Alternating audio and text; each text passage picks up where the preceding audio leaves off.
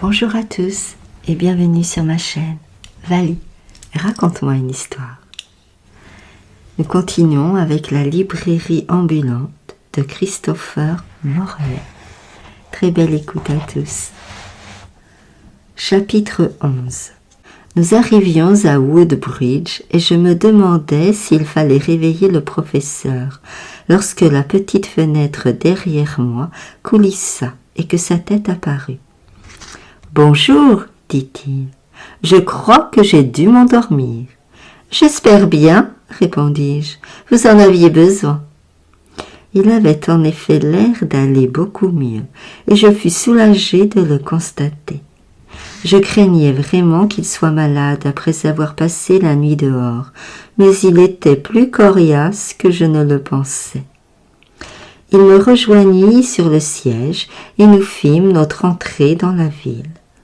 Pendant qu'il se rendait à la gare pour se renseigner sur les horaires de train, je passais un moment agréable à vendre des livres. Comme j'étais loin de la région où j'étais connue, j'osais parodier les méthodes de Mufflin. Je l'ai même surpassé en entrant dans une quincaillerie pour y acheter une grosse cloche. Je la fis sonner avec vigueur jusqu'à ce qu'une foule se soit rassemblée. Puis je remontais les pans de la roulotte et exposais mes livres. Je n'en vendis finalement qu'un seul, ce qui ne m'empêcha pas de bien m'amuser. Et puis, peu de temps après, Mufflin réapparut. Je pense qu'il était allé chez le barbier. En tout cas, il avait l'air plein d'entrain. Il s'était acheté un col tout propre et un foulard noué en cravate, d'un bleu électrique qui lui allait plutôt bien. « Eh bien, dit-il, le sage a, semble-t-il, décidé de se venger de ce coup de poing sur le nez. Je me suis rendu à la banque pour encaisser votre chèque. Ils ont appelé la succursale de Redfield et apparemment votre frère a fait opposition. C'est pour le moins gênant, ils me prennent désormais pour un escroc. » J'étais furieuse. Pour qui Andrew se prenait-il ? « Le goujat !» m'écriai-je. « Que diable allons-nous faire maintenant ?»« Je vous suggère de téléphoner à la banque de Redfield, dit-il, et d'essayer d'annuler les instructions de votre frère, à moins que vous ne pensiez avoir fait une erreur. Je ne voudrais pas abuser de vous. »« Sornette !» criai-je. « Je ne vais pas laisser Andrew gâcher mes vacances. Il a toujours été comme ça. S'il a une idée en tête, il devient pire qu'une mule. Je vais téléphoner à Redfield, et puis nous nous rendrons ensemble dans la succursale qui se trouve ici. » Nous laissâmes la librairie ambulante à l'hôtel et j'allais téléphoner. J'étais remontée contre Andrew et je tentais de le joindre en premier. Mais il n'y avait personne à la ferme des Sabines. Je téléphonai ensuite à ma banque, à Redfield, et je tombai sur M. Chorley. C'est le caissier, je le connais bien. Je pense qu'il reconnut ma voix, car il ne fit aucune objection lorsque je lui expliquai ce que je voulais. « Maintenant, vous allez téléphoner à la banque de Woodbridge, dis-je, et leur donner instruction de remettre l'argent à M. Mufflin. Je l'accompagnerai pour attester son identité. Est-ce que c'est bien clair ?»« Parfaitement clair, approuva-t-il. Ah, le vicieux petit serpent. Si j'avais su ce qu'il concoctait. » Mufflin dit qu'il pourrait prendre un train à 15 heures. Nous nous arrêtâmes dans une espèce de petite cantine pour manger un morceau. Puis il retourna à la banque et cette fois je l'accompagnai. Nous demandâmes au caissier s'il avait reçu un message de la branche de Redfield. « Oui, répondit-il, nous venons de le recevoir. » L'homme me regardait d'un air plutôt étrange. « Êtes-vous mademoiselle McGill ?» interrogea-t-il. « En effet, acquiesçai-je. »« Voulez-vous bien me suivre ?» demanda-t-il poliment. Il me conduisit dans un petit salon et me pria de m'asseoir. Je me dis qu'il allait chercher quelques documents à me faire signer, et j'attendis donc patiemment. J'avais laissé le professeur au guichet de la caisse, où l'on devait lui remettre son argent. J'attendis encore un certain temps, puis j'en eus assez de regarder les calendriers d'assurance vie. C'est alors que, jetant un coup d'œil par la fenêtre, je crus voir le professeur disparaître au coin de la rue avec un autre homme. Comment cela pouvait-il être possible? Je retournai à la caisse. « Qu'est-ce qui se passe ?» dis-je. « Vos meubles en acajou sont charmants, mais j'en ai ma claque. Dois-je rester enfermé ici plus longtemps? Et où est passé M. Mufflin? A-t-il touché son argent ?» Avec ses rouflaquettes, le caissier était une affreuse petite créature. « Je suis désolé que vous ayez dû attendre, madame, dit-il. La transaction vient d'être conclue. Nous avons donné à M. Mufflin ce qui lui était dû. Il n'est pas nécessaire que vous restiez plus longtemps. » Je trouvais tout cela pour le moins étrange. Le professeur ne serait certainement pas parti sans dire au revoir. Cependant, je remarquai que l'horloge indiquait 3h moins 3, et il était possible qu'il ait dû se dépêcher pour rattraper son train. De toute façon, c'était un petit homme si insolite. Je me rendis à l'hôtel, contrarié par cette séparation soudaine. Au moins, j'étais contente qu'il ait bien touché son argent. Il m'écrirait sans doute de Brooklyn, mais bien sûr, je ne recevrais la lettre qu'à mon retour à la ferme. C'était la seule adresse qu'il avait. Ce ne serait peut-être pas dans longtemps, après tout, mais je n'avais pas envie d'y retourner maintenant, compte tenu du comportement odieux d'Andrew. J'embarquai la roulotte sur le ferry et nous traversâmes la rivière. Je me sentais perdue et d'humeur maussade. Même la brise rafraîchissante ne me procura aucun plaisir. Lugubre, Bog gémissait à l'intérieur de la roulotte. Il ne me fallut pas longtemps pour découvrir que cette aventure itinérante perdait un peu de son charme quand je me retrouvais seule. Le professeur me manquait, sa façon abrupte et directe de dire les choses et son esprit fantasque, et je restais contrariée qu'il se soit éclipsé sans un mot d'adieu. Cela ne semblait pas logique. Je parvins à atténuer un peu cette contrariété en m'arrêtant dans une ferme de l'autre côté de la rivière, où je vendis un livre de cuisine. Ensuite, je pris la route conduisant à Bass, qui se trouvait à environ 8 kilomètres. Le sabot de Peg ne semblait pas la gêner, et je me convainquis qu'il était possible de parcourir toute cette distance avant de m'arrêter pour la nuit. En comptant les jours, non sans difficulté, car j'avais l'impression d'avoir quitté la ferme depuis un mois, je me souvins que nous étions samedi soir. Je décidai de rester à Bass toute la journée du dimanche, afin de vraiment me reposer. Nous trottinions tranquillement sur cette route. Je sortis un exemplaire de la foire aux vanités. J'étais tellement prise par Becky Sharp que je ne m'interrompis même pas pour vendre des livres dans les maisons devant lesquelles nous passions. Je pense que la lecture d'un bon livre rend modeste. Lorsqu'une grande œuvre vous fait percevoir ne serait-ce qu'un aperçu de la nature humaine, il est inévitable de devenir humble. C'est comme de regarder la grande ourse par une nuit claire, ou de contempler le lever du soleil d'hiver lorsque vous allez chercher vos œufs le matin, et tout ce qui contribue à vous rendre humble et ce qui peut vous arriver de mieux. Qu'entendez-vous par grand livre ? Dit le professeur. Enfin, je l'imaginais en train de me poser cette question. J'avais l'impression de le voir assis là, sa pipe en épi de maïs à la main et son petit visage narquois qui me fixait d'un œil alerte. Il me fallut bien reconnaître que la fréquentation du professeur avait fini par me faire réfléchir. Il était aussi stimulant intellectuellement qu'un de ses cours par correspondance de Scranton. Il n'y avait rien à débourser pour les frais de port. « Eh bien, répondis-je au professeur, enfin à moi-même, vous l'aurez compris. Voyons voir, qu'est-ce qu'un bon livre ? Je ne parle pas de livres comme ceux de Henry James, la grande idole d'Andrew. Il m'a toujours semblé qu'il avait une sorte de déferlement de mots dans la tête et qu'il ne prenait jamais la peine de les trier. Un bon livre doit avoir quelque chose d'évident, et à l'instar d'Ève, il doit être issu d'un endroit situé non loin de la 3e côte. Un bon livre, on doit y entendre un cœur qui bat. Une histoire qui n'est que cérébrale ne vaut pas grand-chose. Elle ne serait jamais sélectionnée par un club de lectrices. C'est tout le problème que j'ai avec Henry James. Andrew parlait tellement de lui qu'un jour, j'ai pris un de ses livres pour le lire à haute voix, à notre cercle de couture. Après quelques pages, nous avons dû nous rabattre sur Pollyanna. Je ne me suis pas farci des corvées et je n'ai pas géré une ferme pendant 15 ans sans en retirer quelques vérités sur la vie, et même sur les livres. Je ne me permettrai pas de faire prévaloir mon petit point de vue littéraire sur le vôtre, professeur. Je parlais encore à Mufflin dans mon esprit. Non, ni même sur celui d'Andrew, mais comme je viens de le dire, au fil du temps, j'ai échafaudé ma petite philosophie bien à moi. J'ai compris que le travail honnête compte autant pour écrire des livres que pour laver la vaisselle. J'imagine que les livres d'Andrew doivent bien avoir quelque utilité, car il y travaille sans relâche.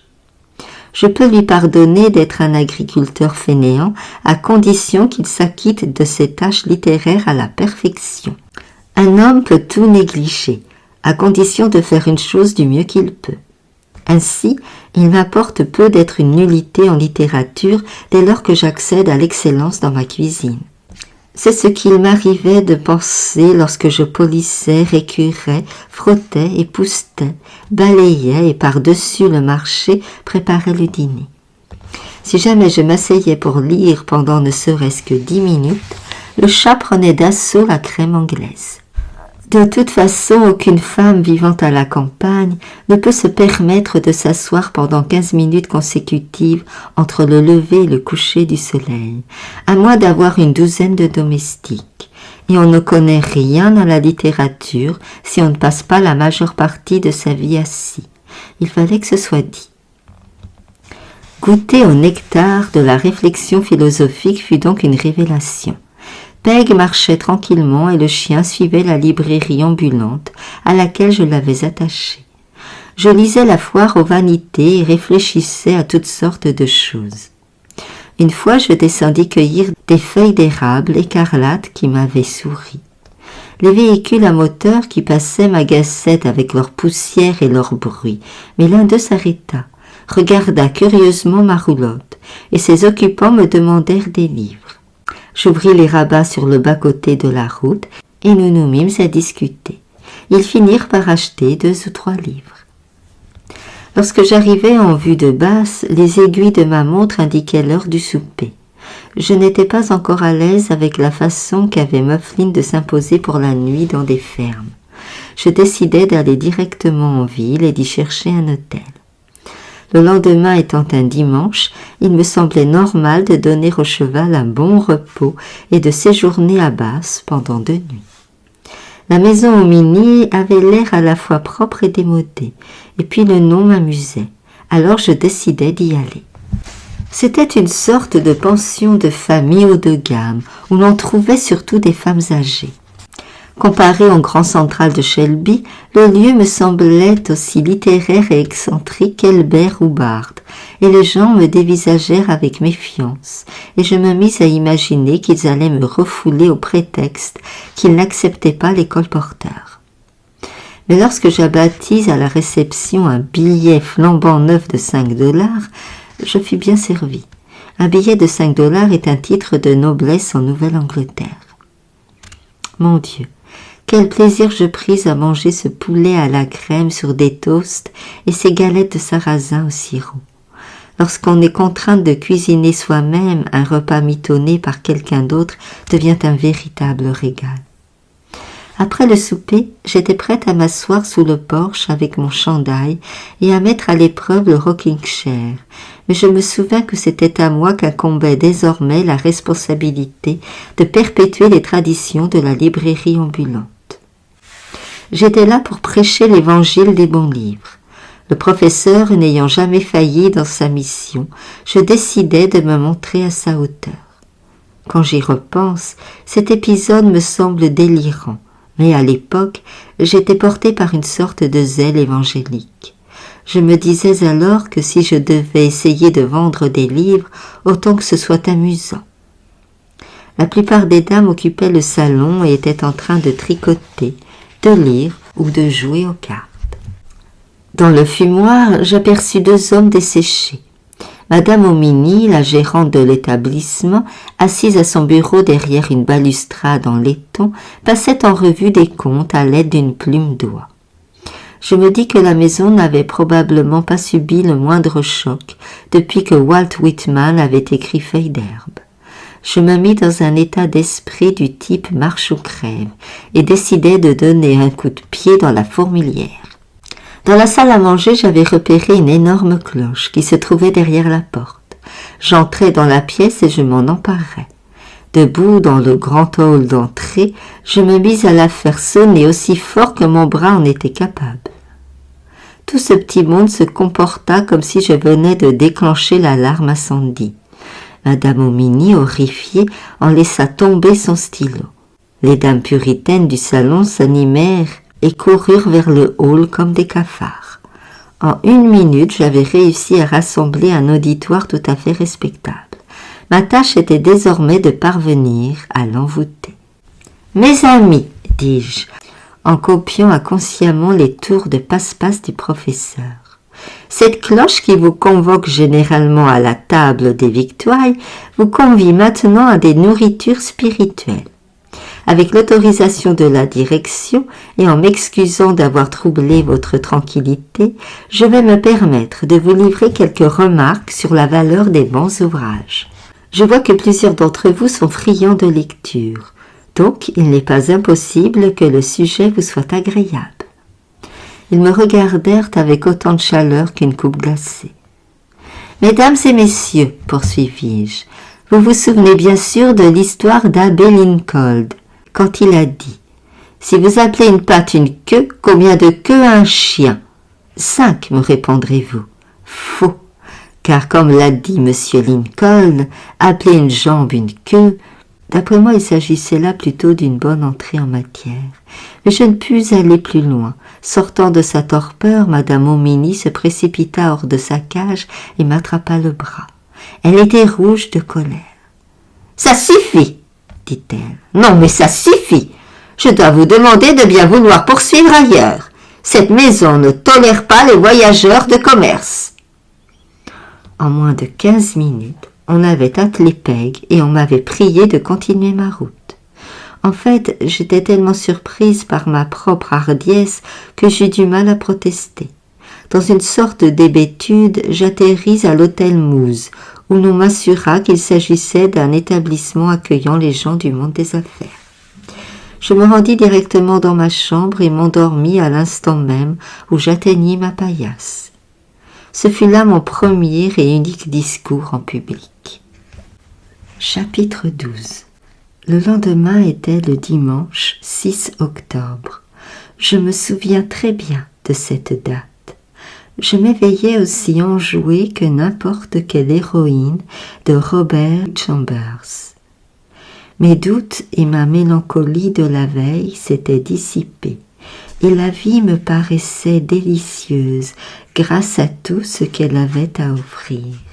L'hôtel n'était pas terrible, mais il en aurait fallu plus pour entamer ma sérénité.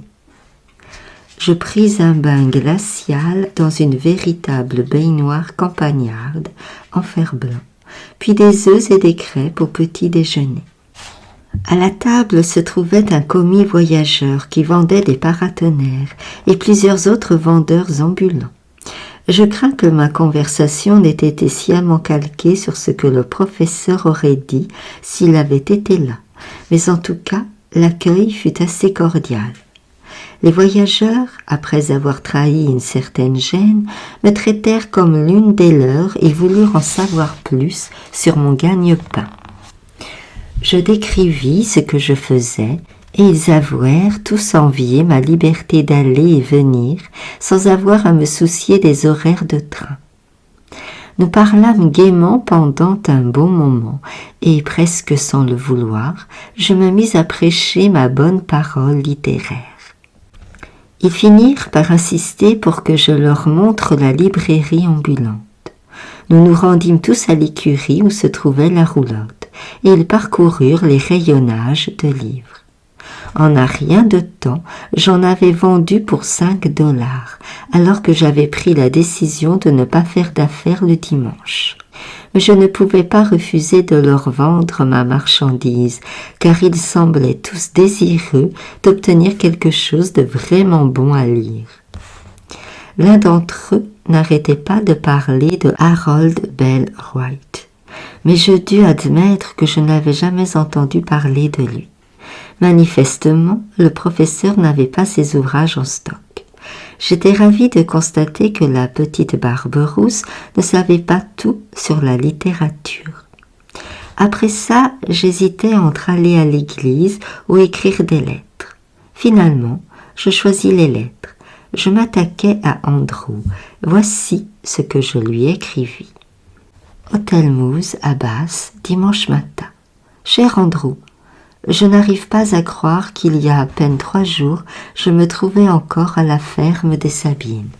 Honnêtement, il m'est arrivé plus de choses en 3 jours qu'en 3 ans à la maison. Je suis désolée que tu ne te sois pas entendu avec M. Mifflin, mais je peux comprendre les raisons de ton désaccord. En revanche, je suis très en colère que tu aies fait opposition au chèque que je lui avais donné. Ça ne te regardait pas, Andrew. À cause de toi, j'ai dû téléphoner à M. Chorley pour lui demander d'envoyer un message à la banque de Woodbridge afin qu'elle accepte de donner l'argent à Mifflin. Il ne m'a pas roulé dans la farine et à aucun moment il ne m'a forcé à acquérir la librairie ambulante. Je l'ai acheté de mon plein gré. Si tu veux savoir la vérité, tout ça c'est ta faute. Je l'ai acheté pour éviter que tu ne le fasses. Et je ne voulais pas être abandonnée à la ferme jusqu'à Thanksgiving, pendant un autre de tes voyages. Alors j'ai décidé de l'acquérir moi-même. Ça m'intéressait de voir comment tu apprécierais d'être livrée à toi-même dans la maison, à devoir tout gérer. J'ai pensé que ça serait bien pour moi de me changer les idées pour une fois et de vivre ma propre aventure. Maintenant, Andrew, voici quelques instructions. N'oublie pas de nourrir les poules 2 fois par jour et de ramasser tous les œufs. Il y a un nid derrière le tas de bois et quelques yandottes ont pondu sous la glacière. Ne laisse pas Rosie toucher à la porcelaine bleue de grand-maman parce qu'elle la cassera à coup sûr si elle y pose sa grosse patte suédoise. N'oublie pas de mettre tes sous-vêtements d'hiver, les nuits sont de plus en plus fraîches. J'ai oublié de mettre la housse sur la machine à coudre. S'il te plaît, fais-le pour moi, car sinon la poussière va s'accumuler. Ne laisse pas le chat en liberté dans la maison la nuit. Il finit toujours par casser quelque chose. Donne tes chaussettes et tout ce qui a besoin d'être raccommodé à Madame McNally. Elle s'en occupera. N'oublie pas de nourrir les cochons. N'oublie pas de réparer la girouette de la grange. N'oublie pas d'apporter le tonneau de pommes à la cidrerie, sinon tu n'auras pas de cidre à boire quand M. Decameron viendra nous voir cet automne. Histoire d'avoir écrit mes 10 commandements, j'ajoute une dernière recommandation. Je te prie de bien vouloir téléphoner à Madame Collins pour lui dire que le cercle de couture devra se réunir chez quelqu'un d'autre la semaine prochaine, parce que je ne sais pas encore quand je rentrerai. Il se peut que je sois absente encore une quinzaine de jours. Ce sont mes premières vacances depuis longtemps et je vais m'appliquer à bien les mâcher avant de les avaler. Le professeur, c'est comme ça que j'appelle M. Mifflin, est rentré à Brooklyn pour écrire son livre. Je suis désolée que vous ayez dû en venir aux mains sur la grande route, comme 2 hooligans. C'est un charmant petit homme et tu l'apprécierais si tu le connaissais un peu mieux. Je passe mon dimanche à Bath. Demain, je continuerai ma route vers Hastings. Bien que ce soit dimanche, j'ai vendu pour $5 de livres ce matin. Avec toute l'affection de ta sœur, Hélène McGill. PS. N'oublie pas de nettoyer les crémeuses après l'avoir utilisée, sinon je risque de la retrouver dans un état effrayant. Après avoir écrit à Andrew, il était temps d'envoyer un message au professeur. Je lui avais déjà écrit une longue lettre dans ma tête, mais lorsque je commençais à la mettre sur le papier, une sorte de gêne m'envahit. Je ne savais pas comment démarrer. Ça aurait été tellement plus amusant de l'avoir en personne à mes côtés et de pouvoir l'écouter parler. Et puis, alors que j'écrivais les dernières phrases, quelques-uns des commis voyageurs entrèrent dans la pièce. « J'ai pensé que vous aimeriez lire le journal du dimanche, » me dit l'un d'entre eux. Je pris le journal avec un mot de remerciement et jetai un coup d'œil sur les gros titres. D'horribles lettres noires surgirent devant moi. Je sentis mon cœur se contracter et mes doigts se refroidir. Collision catastrophique sur la voie ferrée du littoral.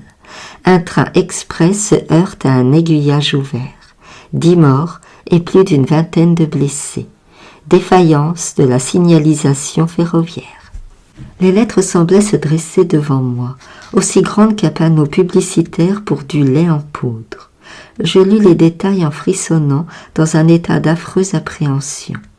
Apparemment, l'express qui avait quitté Providence à 16h samedi après-midi s'était écrasé sur une voie de garage ouverte près de Wildon vers 18h et avait heurté une série de wagons de marchandises vides. Le wagon à bagages avait été démoli et le wagon fumeur s'était retourné avant de dévaler un talus. 10 hommes avaient été tués. Ma tête se mit à tourbillonner. Était-ce le train que le professeur avait pris? Voyons voir. Il avait quitté Woodbridge par l'omnibus de 15 heures. Il avait dit la veille que l'express partait de Port-Vigor à 17 heures. Et s'il avait finalement décidé de prendre l'express? Dans une sorte de fascination macabre, mon regard se porta sur la liste des morts. J'en parcourus les noms. Dieu merci, non, Mifflin n'en faisait pas partie. Et puis je lus la dernière ligne. Homme d'âge moyen, non identifié. Et si c'était le professeur? Je me sentis soudain étourdi, et pour la première fois de ma vie, je m'évanouis. Fort heureusement, personne d'autre ne se trouvait dans la pièce. Les commis voyageurs étaient ressortis, et personne ne m'avait entendu tomber de la chaise. Je repris connaissance en un instant, le cœur aussi agité qu'une toupie. Au tout début, je ne comprenais pas ce qui clochait. Puis mon regard retomba sur le journal. Fébrilement, je relus le récit et aussi, cette fois, les noms des blessés qui m'avaient échappé auparavant. Je ne connaissais aucun d'entre eux, mais les mots funestes, homme d'âge moyen non identifié, continuaient à danser devant mes yeux. Oh, et si c'était le professeur? Comme un volcan, la vérité jaillit en moi. J'aimais ce petit homme. Je l'aimais. Je l'aimais. Il avait apporté quelque chose de neuf dans ma vie, et son comportement courageux et ses manières un peu vieillottes avaient réchauffé mon vieux cœur assoupi. Pour la première fois, victime d'une douleur aiguë encore inconnue, je compris que ma vie ne serait plus jamais supportable sans lui. Mais à présent, que faire? Comment apprendre la vérité? S'il avait été dans le train et qu'il s'en était sorti indemne, il aurait à coup sûr envoyé un message à la ferme des Sabines pour me le faire savoir. En tout cas, c'était possible. Je me précipitai sur le téléphone pour appeler Andrew. Oh, la cruelle lenteur des liaisons téléphoniques lorsqu'il faut se connecter d'urgence. Ma voix trembla au moment d'articuler Redfield 158J à la standardiste. Terriblement nerveuse, j'attendais d'entendre le déclic du récepteur familial quand on le décroche. J'entendais le standard de Redfield recevoir l'appel et brancher la fiche pour se connecter à notre combiné. Les yeux fermés, je voyais l'appareil contre le mur du vieux couloir de la ferme des Sabines. Je voyais la tache de plâtre souillée où Andrew pose son coude lorsqu'il parle au téléphone, et l'endroit où il note des chiffres au crayon que je m'empresse d'effacer avec de la mie de pain. Je voyais Andrew sortir du salon pour décrocher, puis la standardiste lâcha négligemment. Pas de réponse. J'étais en âge quand je sortis de la cabine. J'espère ne jamais avoir à revivre les horreurs de l'heure qui suivit. Malgré une disposition plutôt directe et cordiale dans les moments difficiles, je suis aussi fermée qu'une huître. Je décidai de cacher ma détresse et mon angoisse aux personnes bien intentionnées de l'hôtel Moose. Je me précipitai à la gare pour envoyer un télégramme à l'adresse du professeur à Brooklyn. Je la trouvai fermée. Un garçon m'indiqua qu'elle n'ouvrirait pas avant l'après-midi. Depuis un drugstore, je tentai les renseignements à Wheeldon et fus finalement mis en contact avec un entrepreneur de pompes funèbres vers lequel la standardiste de Wheeldon m'avait aiguillé. Une horrible voix suintant de condoléances. « Avez-vous déjà parlé à un croque-mort au téléphone ?» me répondit que personne du nom de Mufflin ne figurait parmi les morts, mais admit qu'il y avait un corps qui n'avait pas encore été identifié. Il utilisa un mot effroyable qui me fit frémir, méconnaissable. Je raccrochai. Je compris alors pour la première fois ce qu'était vraiment l'horreur de la solitude. Je pensais au carnet du pauvre petit homme que j'avais eu entre les mains. Je songeais à ses manières aussi intrépides qu'adorables, à sa pathétique petite casquette en tweed, aux boutons manquants de sa veste, aux reprises maladroites sur sa manche effilochée. Il me sembla que le paradis ne pouvait rien signifier de plus que de rouler en grinçant sur les routes de campagne, avec le professeur assis à mes côtés sur le siège de cette librairie ambulante. Quelle importance de ne l'avoir connu que depuis. Depuis combien de temps il avait fait jaillir l'éclat d'un idéal dans ma vie monotone.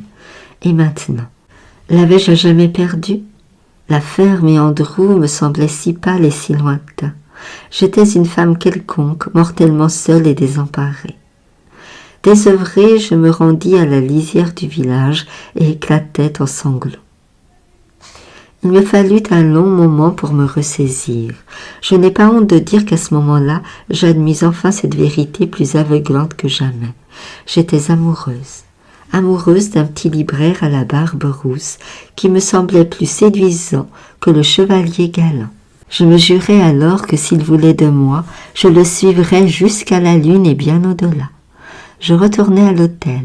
Je me disais que j'allais faire une dernière tentative pour joindre Andrew au téléphone. Toute mon âme frémit lorsque j'entendis enfin le déclic du combiné. « Allô ?» C'était bien la voix d'Andrew. « Oh, Andrew !» dis-je. « C'est Hélène. »« Où es-tu » Sa voix semblait teintée de colère. « Andrew, y a-t-il un message de Monsieur Mufflin? Cette collision hier, il aurait pu être dans ce train. J'ai si peur.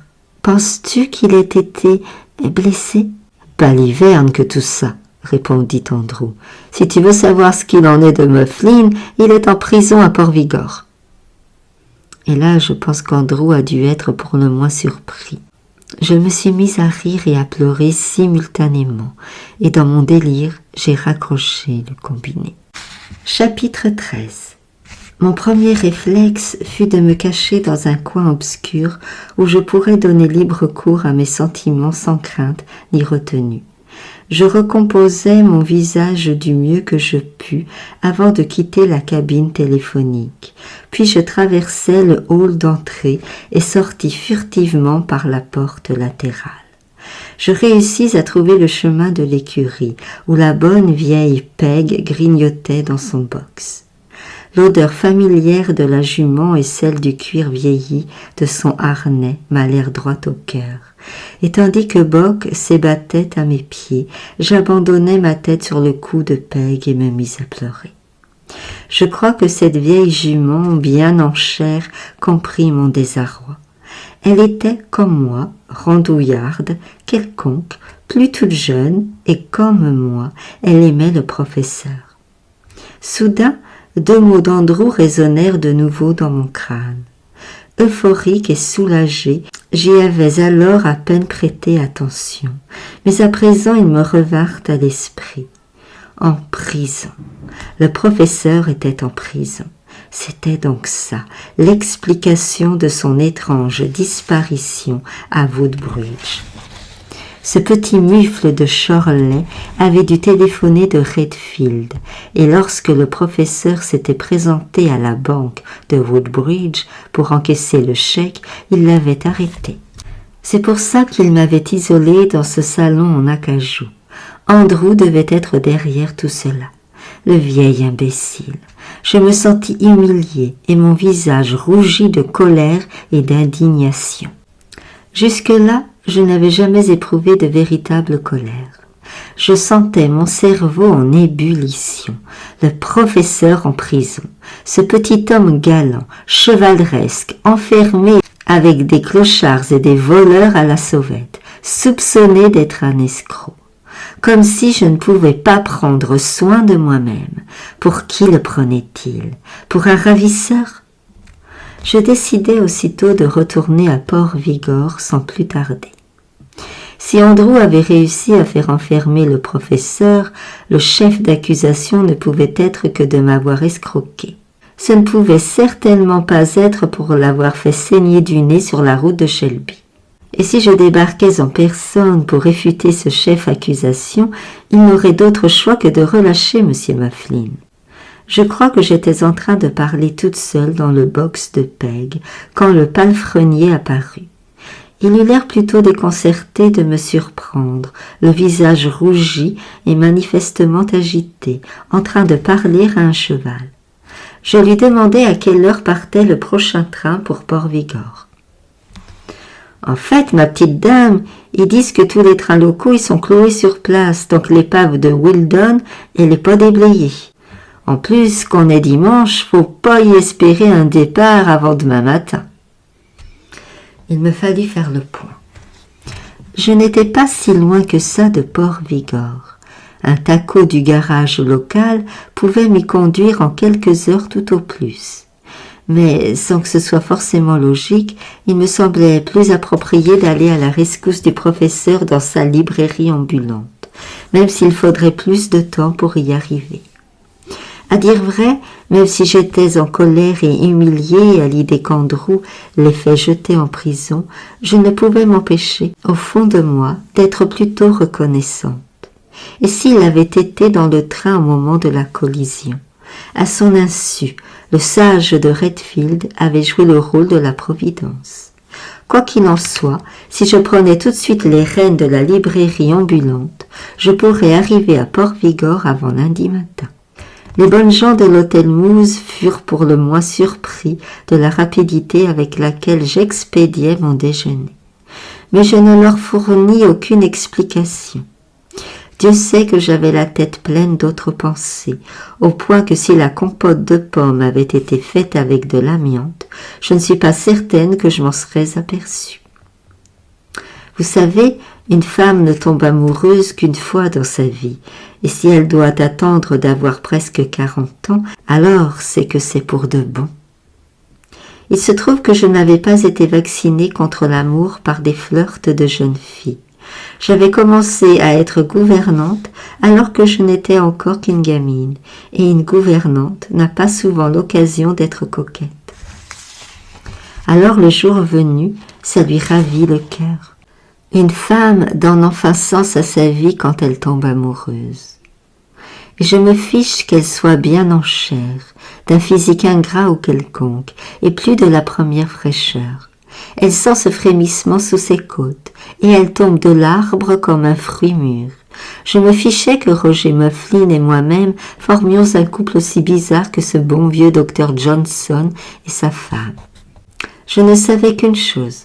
Quand je reverrai ce petit diable rouge, je serai tout à lui, s'il voulait bien de moi. C'est pourquoi le vieil hôtel Moose à Bath est toujours resté sacré à mes yeux. C'est là que j'appris que la vie me réservait encore quelque chose d'inédit, quelque chose de plus excitant que de faire cuire 6000 miches de pain pour mon frère Andrew. Ce dimanche était l'une de ces journées douces et dorées que nous, les habitants de la Nouvelle-Angleterre, goûtons en octobre. Comme le savent tous les agriculteurs, l'année commence réellement en mars. Et à la fin du mois de septembre ou au tout début du mois d'octobre, la saison atteint son point culminant, sa maturité parfaite. Pendant quelques jours, le temps semble suspendu, flottant dans un silence rêveur et doux, dans la plénitude même du fruit avant que le déclin s'amorce. Je n'ai pas de mots, comme Andrew, pour décrire ce phénomène, mais j'en fais l'expérience chaque automne depuis des années. Je me souviens comment, parfois, à la ferme, juste avant le dîner, je m'abandonnais sur le tas de bois pour observer ces couchers de soleil violets d'octobre. J'entendais le tâtement aigu de la petite machine à écrire d'Andrew qui travaillait dans son bureau.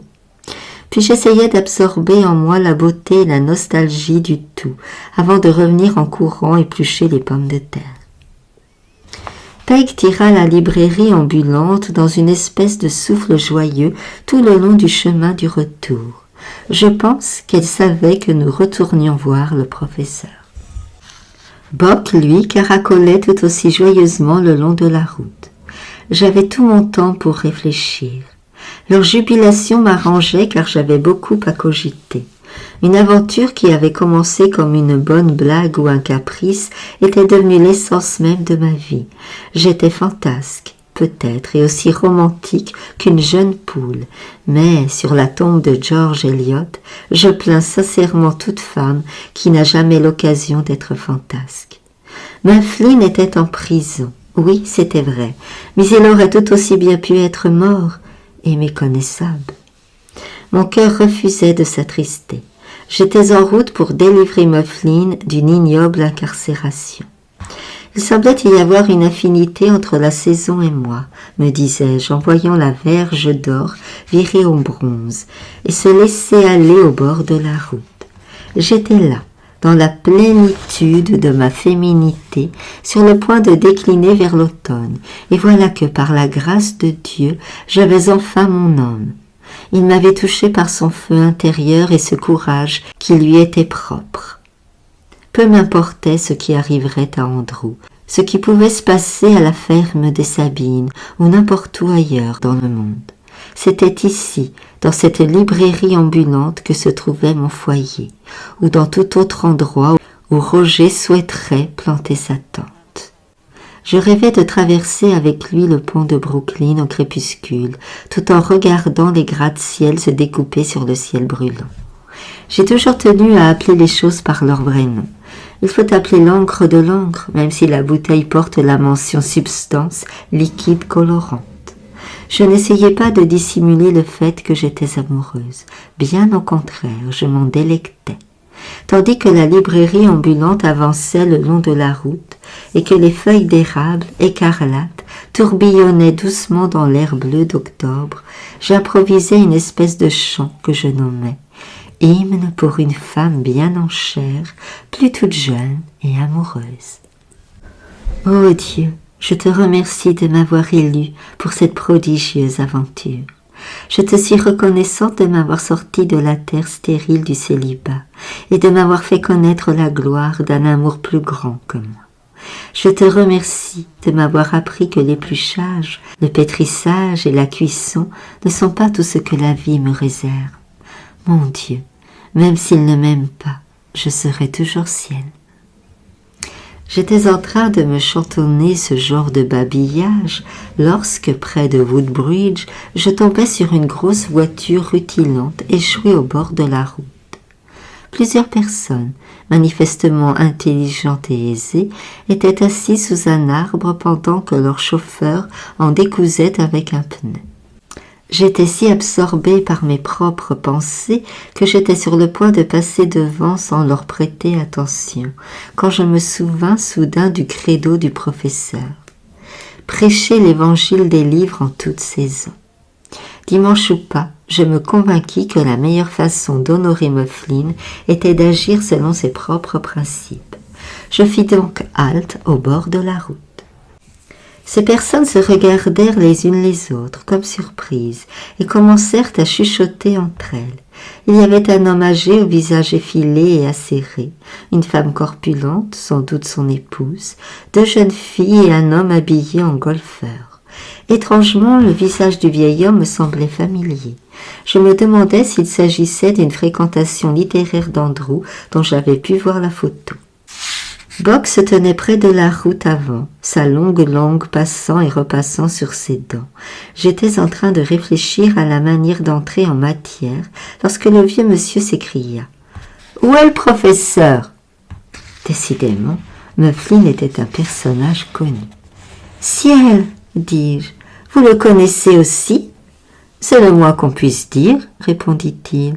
Il est venu me voir au printemps dernier au sujet d'une dotation pour les bibliothèques scolaires, et il a tout simplement refusé de partir tant que je ne lui aurais pas promis de faire ce qu'il voulait.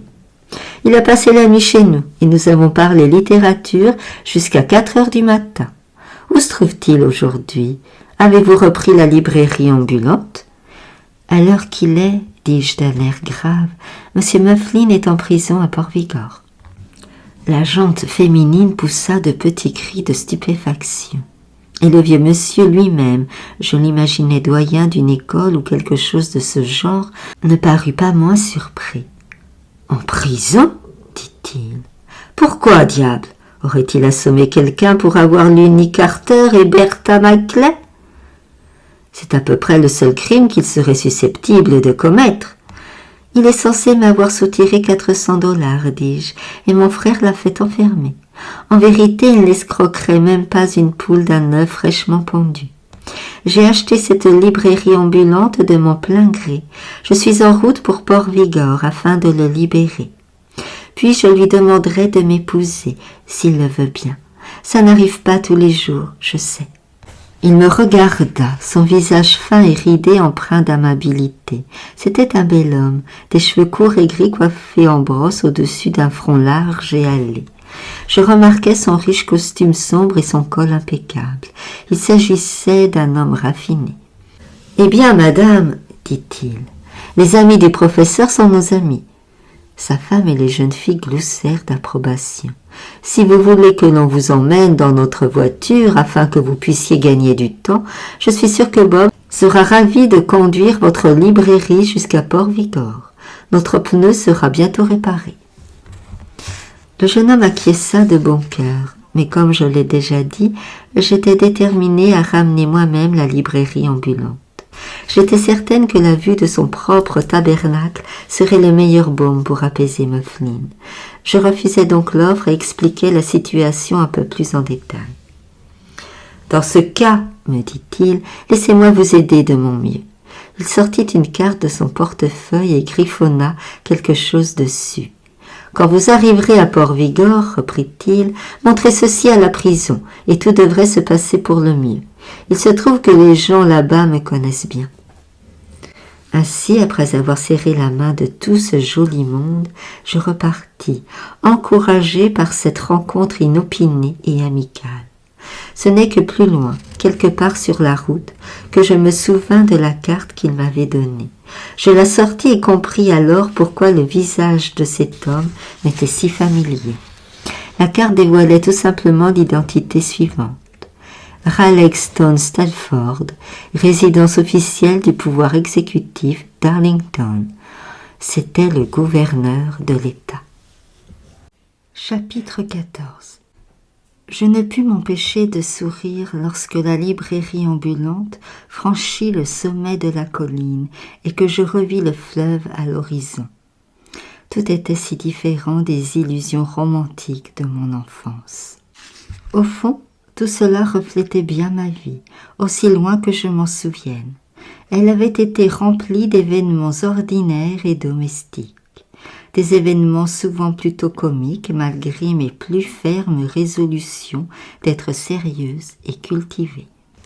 Je n'en étais pas moins au bord des larmes en pensant au tragique accident de Wildon et à tous ces cœurs en deuil qui devaient être emplis de chagrin. Je me demandais si, après avoir ordonné une enquête, le gouverneur était à présent en train de revenir de Wildon. Sur sa carte, il avait écrit « Veuillez libérer Roger Mufflin immédiatement et faire preuve de courtoisie à l'égard de cette dame. » Je m'attendais donc à ce que tout se passe pour le mieux. Je n'en étais que plus impatiente d'aller de l'avant et après avoir pris le ferry, je fis une brève halte à Woodbridge, juste le temps de souper. Je passais devant la banque dans l'antichambre de laquelle on m'avait fait attendre, et j'aurais été heureuse de faire tâter de ma cravache au petit caissier sournois. Je me demandais comment ils avaient convoyé le professeur à Port-Vigor, et pensais, non sans ironie, que la veille encore, il avait envisagé de faire incarcérer nos vagabonds dans cette même prison. Pourtant, je ne doutais pas un instant que son esprit philosophique sût tirer le meilleur parti de tout cela. Woodbridge était aussi morte que n'importe quelle autre ville de campagne un dimanche soir. Au petit hôtel où je dînais, il n'y avait d'autre sujet de conversation que la collision. Or, au moment de régler ma note, le propriétaire remarqua la librairie ambulante dans sa cour. « C'est le bus que ce bonimenteur vous a vendu, hein ?» demanda-t-il d'un air narquois. « Oui, » répondis-je sèchement. « Vous êtes revenu pour le foutre au tribunal, pas vrai ?» poursuivit-il. « Sacré diable, ce gars. Quand le shérif a voulu y passer les pinces, il y a fait un œil au beurre noir et presque cassé la mâchoire. C'était un sacré bagarreur. » Mon courageux petit combattant, pensai-je, et je rougis de fierté. Le chemin du retour vers Port-Vigor parut interminable. J'étais un peu nerveuse en repensant aux vagabonds de la carrière de Pratt, mais avec Bock assise à côté de moi sur le siège, je me dis qu'il n'était pas digne du professeur d'avoir peur. Nous roulâmes doucement dans l'obscurité, entre les allées de pins sombres où la bande de lumière étoilée courait comme un ruban au-dessus de nos têtes, puis sur les dunes vallonnées qui surplombaient l'eau. La lune complétait le tableau, mais seul et mortellement fatigué, je n'aspirais qu'à revoir mon petit Barberousse. Tout aussi exténué, Peg avançait lentement. Il devait être minuit lorsque nous aperçûmes les lumières rouges et vertes de la signalisation ferroviaire. Port-Vigor était enfin à portée de main. Je décidai de camper là où je me trouvais. Après avoir mené Peg dans un champ au bord de la route, je l'attachai à une clôture et m'enfermai dans la roulotte avec le chien. J'étais trop fatiguée pour me déshabiller. Je m'affalai et tirai les couvertures sur moi. Ce faisant, quelque chose tomba derrière la couchette avec un bruit sec. C'était une pipe en épi de maïs, noircie et couverte de suie, que le professeur avait dû oublier. Je la glissai sous mon oreiller et m'endormis. Lundi 7 octobre. S'il s'agissait d'un roman narrant les aventures d'une charmante jeune fille svelte aux yeux de velours, il me faudrait décrire différemment les sentiments avec lesquels je m'éveillais le lendemain matin. Mais comme ce récit de quelques pages a pour objet une ménagère bien en chair de la Nouvelle-Angleterre, je me dois d'être franche. Je m'éveillais abattue et aigrie. De légers lambeaux de brume s'élevaient du rivage, tamisant les plaintes des mouettes qui flottaient dans l'air de cette matinée grise et froide. J'étais malheureuse, contrariée et tiraillée. D'un côté, j'avais passionnément envie de courir vers le professeur, de le prendre dans mes bras et d'être seule avec lui dans cette librairie grinçant sur un chemin de traverse ensoleillé. Mais d'un autre côté, ses propres mots m'en dissuadaient. Je n'étais rien pour lui, et s'il ne m'aimait pas, après tout. Je traversais de champs jusqu'à une plage où de petites vagues claquaient sur les galets. Je me débarbouillais avec de l'eau salée, puis je revins dans la librairie ambulante, et je me fis du café avec du lait concentré. Je donnai à Peg et à Bock leur petit déjeuner. En attelant de nouveau Peg à la roulotte, je me sentis un peu mieux. À mon arrivée dans la ville, je dus patienter à un passage à niveau tandis qu'une locomotive de secours tractait dans un grondement des wagons accidentés en provenance de Wildon. La ligne était donc à nouveau dégagée. J'avisai les hommes crasseux assis sur les wagons et je frémis en pensant à tout ce dont ils avaient été témoins. La prison de Port-Vigor se trouve à environ 1 kilomètre de la ville. C'est une horrible caserne en pierre grise, entourée d'un haut mur d'enceinte. Heureusement, il était encore assez tôt, et je roulais à travers la ville sans rencontrer aucune connaissance. J'atteignis enfin le portail de la prison. Une espèce de gardien me barra la route. Interdiction d'entrée, madame, me dit-il. Le jour pour les visites, c'était hier. Pas de visiteurs jusqu'au mois prochain. Je dois entrer, dis-je. Vous avez enfermé un homme sous une fausse accusation. Tout le monde dit ça, rétorqua-t-il calmement avant de projeter un glavio jusqu'au milieu de la route. Si je commence à écouter tous leurs copains, il n'y aurait pas un seul prisonnier enfermé ici. Je lui montrai la carte du gouverneur Stafford. Il en fut plutôt impressionné et se retira dans une guérite, sans doute pour téléphoner. Il revint assez rapidement. Le shérif a dit qu'il va vous recevoir, madame, mais votre fourgon de dynamite, il bouge pas d'ici. Il déverrouilla une petite porte dans l'immense portail de fer, et une fois à l'intérieur, il me confia à un autre homme. « Conduis cette dame chez le shérif, » lui dit-il. Certains prisonniers du comté de Port-Vigor avaient dû apprendre à être de bons jardiniers, car le terrain était en bon état. L'herbe était verte et bien tondue. Il y avait un quadrillage de parterres de fleurs aux formes très laides. Au loin, j'aperçus un groupe d'hommes en salopette rayée qui réparaient une chaussée. Le gardien me conduisit à un joli petit pavillon situé sur le côté du bâtiment principal. 2 enfants jouaient à l'extérieur et je me souviens avoir pensé que ça ne devait pas être idéal d'élever ces enfants à l'intérieur des murs d'une prison.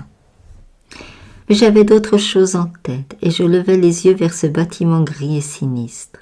Derrière l'une de ces petites lucarnes se trouvait le professeur. J'aurais dû être en colère contre Andrew, mais d'une certaine manière, tout cela ressemblait à une sorte de rêve. Puis on me fit entrer dans le couloir du pavillon du shérif, et 1 minute plus tard, je conversais avec un grand homme au cou de taureau et à la moustache épaisse. « Vous avez ici un prisonnier qui s'appelle Roger Mufflin, dis-je. Chère madame, je n'ai pas la liste de tous nos détenus en tête.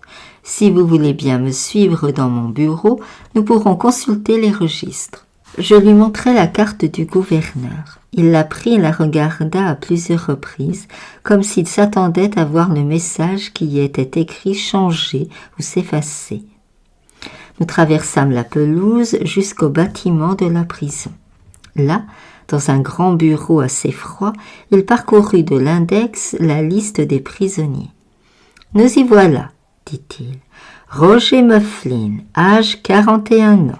Visage ovale, teint rougeaud, cheveux roux mais peu abondants, taille 1,62 m, poids dévêtu 54 kilos, tâche de naissance, peu importe, l'interrompis-je, c'est bien l'homme en question. Qu'est-ce qu'il fait là? Il est détenu pour défaut de caution en attendant son procès.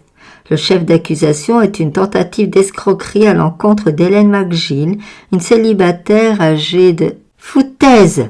m'écriai-je. « Je suis Hélène McGill, et cet homme n'a jamais essayé de m'escroquer. L'accusation a été inscrite et le mandat demandé par votre frère, Andrew McGill, agissant en votre nom. Je n'ai jamais autorisé Andrew à agir en mon nom. Alors, souhaitez-vous retirer l'accusation? »« Absolument !» Et je ne sais pas ce qui me retient d'inscrire une contre-accusation et de demander à mon tour un mandat d'arrêt contre Andrew. Tout ça n'est pas très réglementaire, dit le shérif. Mais si le prisonnier est connu du gouverneur, je suppose qu'il n'y a pas d'autre solution. Toutefois, je n'ai pas le droit d'annuler le mandat sans que quelqu'un se porte caution. Selon les lois de cet État, un proche parent doit se porter garant de la bonne conduite du prisonnier après sa libération. Or, dans ce dossier, il n'y a pas de proche parent qui soit mentionné. « Bien sûr qu'il y en a un, dis-je. Je suis une proche parente du prisonnier. » « Qu'est-ce que vous entendez par là? Quelle est votre relation avec ce Roger Mufflin? J'ai l'intention de l'épouser dès que je pourrai le sortir d'ici. » Il éclata de rire. « Je vois que rien ne pourra vous arrêter, dit-il. Il agrafa la carte du gouverneur à un formulaire bleu posé sur le bureau et commença à le remplir. « Eh bien, mademoiselle McGill, poursuivit-il, ne me prenez pas plus qu'un prisonnier ou je risque de perdre mon emploi. Le gardien va vous conduire à sa cellule. Je suis sincèrement désolé. Je vous assure que l'erreur n'est pas de notre fait. Dites-le bien au gouverneur quand vous le verrez. » Je suivis le geôlier, montai 2 volets d'escalier en pierre nue, puis suivis un long couloir blanchi à la chaux. L'endroit était sinistre. Des 2 côtés s'alignaient des rangées et des rangées de lourdes portes, avec de petits soupiraux grillagés. Chaque porte était munie d'un cadenas à combinaison, comme s'il s'agissait d'un coffre-fort. Mes jambes me portaient à peine. Pourtant, la scène ne fut pas aussi mélodramatique que je m'y attendais. Le geôlier s'arrêta au bout du long couloir. Pendant que je patientais, de plus en plus anxieuse, il entra à la combinaison du cadenas. Je crois que je m'attendais à découvrir le professeur, le crâne rasé. Il n'avait pas beaucoup à lui raser, le pauvre agneau, vêtu d'un uniforme rayé et portant un boulet à la cheville. La porte s'ouvrit lourdement, révélant une petite chambre étroite et propre, avec un lit de camp plutôt bas, et sous la fenêtre à barreaux une table jonchée de feuilles de papier. Je vis le professeur avec ses vêtements de ville, qui écrivait avec application, le dos tourné. Peut-être pensait-il qu'il ne s'agissait que d'un gardien qui lui apportait son repas, ou peut-être ne nous avait-il même pas remarqué. Je pouvais entendre sa plume gratter le papier avec frénésie. J'aurais dû me douter qu'en toutes circonstances, le petit homme savait tirer le meilleur parti de la situation. « Une seule au citron et un verre de xérès, s'il vous plaît, James, » articula le professeur par-dessus son épaule, et le gardien, qui avait manifestement déjà plaisanté avec lui, se mit à glousser. « Une gentille dame souhaiterait voir votre seigneurie, » répondit-il. Le professeur se retourna. Son visage devint tout blême. Pour la première fois depuis que je le connaissais, il semblait ne pas trouver ses mots. « Mademoiselle McGill, balbutia-t-il, vous êtes ma bonne Samaritaine. Vous voyez, je parodie John Bryan. Comme lui, j'écris en prison. J'ai enfin réussi à commencer mon livre, mais j'ai découvert que les types ici ne connaissent strictement rien à la littérature. Il n'y a même pas de bibliothèque à l'intérieur de ces murs. Pour mon malheur, je ne pus exprimer ma tendresse envers lui à cause de ce gorille de geôlier qui se tenait derrière nous. Nous descendîmes les escaliers tant bien que mal, après que le professeur eut rassemblé les feuilles de son manuscrit. Celui-ci avait atteint des proportions formidables, puisqu'il en avait déjà écrit 50 pages au cours des 36 heures qu'il avait passées en prison. Dans le bureau, nous dûmes signer quelques papiers. Le shérif s'excusa auprès de Mufflin et lui proposa même de le raccompagner en ville dans sa voiture. Mais j'intervins pour expliquer que la librairie ambulante nous attendait à la porte. Les yeux du professeur s'illuminèrent lorsqu'il m'entendit, mais je dus l'empêcher de se lancer dans un prêche sur la nécessité qu'il y avait à mettre de bons livres dans les prisons. Le shérif nous accompagna jusqu'au portail et nous serra à nouveau la main. Peg s'agita quand nous nous approchâmes d'elle, et le professeur lui tapota le nez avec douceur. Bock, fou de joie, tirait sur sa chaîne avec frénésie. Enfin seul. Chapitre 15. Je ne peux pas vraiment expliquer comment c'est arrivé. Au lieu de repasser par Port-Vigor, nous prîmes une route secondaire menant à la colline et à la lande, où l'air marin était frais et doux. Le professeur était assis très silencieux, regardant autour de lui. Il y avait un bosquet de bouleaux sur la colline, et la lumière du soleil jouait sur leurs troncs satinés. « Ça fait du bien d'être à nouveau libre, » dit-il calmement. Le sage ne doit pas aimer autant le grand air que ses livres l'indiquent, sinon il ne serait pas aussi prompt à envoyer un homme en tôle. Cela mérite peut-être un autre coup de poing sur le nez. « Oh, Roger, dis-je en craignant que ma voix n'ait été tremblante, je suis désolée. On fait mieux comme réplique, n'est-ce pas? Mais qu'importe. Le fait est que, d'une façon ou d'une autre, à ce moment-là, il m'enlaça. « Hélène, dit-il, voulez-vous m'épouser? Je ne suis pas riche, mais j'ai suffisamment économisé pour mener une vie décente. Nous aurons toujours la librairie ambulante et cet hiver, nous irons vivre à Brooklyn pour y écrire le livre. Et nous voyagerons avec Peg et continuerons à prêcher l'amour des livres et des êtres humains. Hélène, Dieu vous bénisse. Vous êtes exactement ce dont j'ai besoin. Acceptez-vous de m'accompagner et de faire de moi le libraire le plus heureux du monde.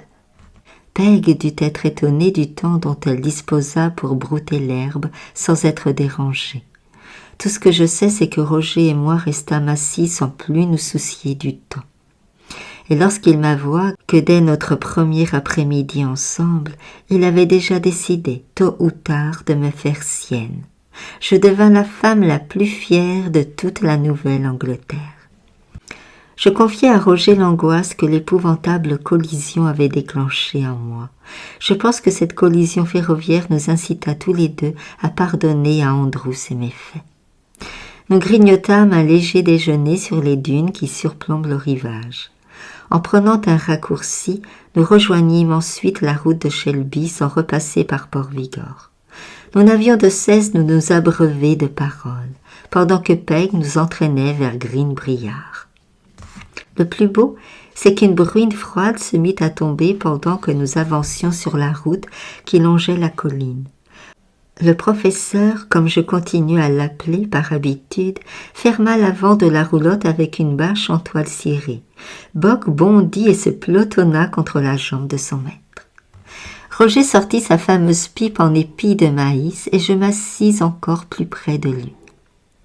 Dans la pénombre qui s'installait, nous avancions comme le trio, enfin le quatuor, si l'on inclut la vieille, grosse et joyeuse Peg, le plus heureux qui soit sur cette planète. L'été était terminé et nous n'étions plus jeunes, mais de grandes choses nous attendaient. Je me laissais bercer par le chant des gouttes de la pluie sur la bâche et par le grincement régulier de la librairie ambulante sur ses essieux. Je pensais à mon anthologie des miches de pain et je jurais d'en faire cuire 1 million d'autres si Roger me le demandait. Nous arrivâmes à Greenbriar après l'heure du souper. Roger suggéra d'emprunter une route plus courte qui nous aurait menés à Redfield plus tôt. Mais je le suppliai de passer par Shelby et Greenbriar, comme nous l'avions fait auparavant, sans lui en révéler la raison. Il pleuvait abondamment lorsque nous nous arrêtâmes au carrefour principal de la ville, tous les deux désireux d'aller nous reposer. « Eh bien, ma chérie, dit Roger, allons voir quelle sorte de chambre cet hôtel peut bien nous offrir. »« J'ai une meilleure idée. Allons plutôt voir Monsieur Kane et demandons-lui de nous marier. Nous pourrons ensuite nous rendre à la ferme des Sabines et faire une surprise à Andrew. »« Sur la tombe de Hilda Doolittle, dit Roger. Quelle excellente idée !» Il devait être 22 heures lorsque nous franchîmes le portail rouge de la ferme des Sabines. La pluie avait cessé, mais les roues patinaient dans la boue. Le lumignon brûlait dans le salon et par la fenêtre, je pouvais voir Andrew penché sur sa table de travail. Nous descendîmes du siège, raides et endoloris par le long trajet. Je vis le visage de Roger se figer dans un mélange comique de gravité et d'humour. « En voilà une surprise de taille pour le sage, » murmura-t-il. Nous nous frayâmes un chemin entre les flaques d'eau, puis nous frappâmes à la porte. Andrew apparut une lampe à la main. Lorsqu'il nous vit, il grogna. « Permettez-moi de vous présenter mon épouse, » dit Roger. « Que je sois damné, » répondit Andrew. Mais Andrew n'est pas aussi sinistre que je l'ai dépeint. À partir du moment où il reconnaît son erreur, il en devient presque pathétique tant il est désireux de se racheter. Je ne me souviens que d'une seule remarque dans la conversation qui s'ensuivit, car j'étais tellement consternée par le chaos qui régnait dans la maison que j'entrepris sur-le-champ de la remettre en état. Les deux hommes, en revanche, dès que la roulotte fut garée dans l'étable et les animaux mis à l'abri, s'installèrent près du poêle pour discuter. « Écoutez-moi bien, dit Andrew. Entreprenez ce que bon vous semble, vous et votre femme. Je ne fais plus le poids. Mais j'ai une requête et une seule. Vendez-moi votre librairie ambulante. » « Même pas dans vos rêves les plus fous, répondit le professeur. J'espère que cette petite histoire vous aura plu. Je vous remercie par avance de liker, partager, commenter et de vous abonner. Et je vous dis à très vite pour de nouvelles aventures.